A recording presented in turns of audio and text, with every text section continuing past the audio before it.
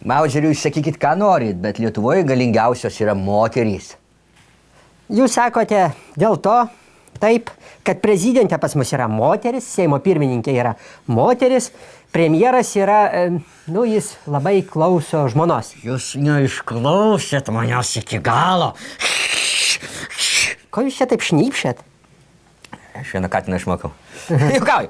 Aš turėjau omeny, kad Lietuvoje moteris yra galingiausias ir savo tą galę naudoja blogam, blogiui, vyrų sunaikinimui ir griauna padarių vyrų likimus. Ramiau. Šiaip padori moteris. Padaraus vyro likimo nesugriaus. Sugriaus! Imkim monsinjorą Robertą Šalaševičių.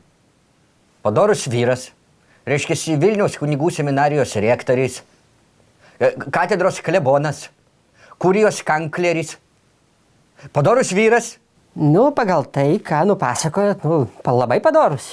Imkim moterį, inkognito, su didelė aura. Buvo ideali moteris, ėjo į bažnyčią, tikėjo Dievą, melsdavosi, ėjo iš pažinties, prieš miegą sukalbėdavo poterius. Ideali moteris. Padori ir ideali. Taip. O kodėl buvo?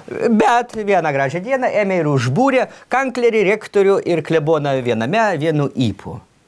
Ir išsivedė į savo namus per zakristiją, kaip kokį dievo avinėlį. Ką jūs į tai?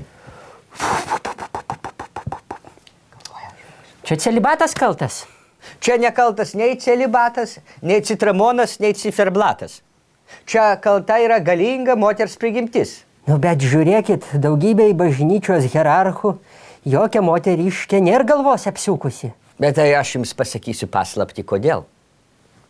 Ar norit, kad aš jums pasakyčiau paslaptį, kodėl? Jeigu taip, linktelkit galvą. Žiūrovas nematė, sakykit, aha. Aha.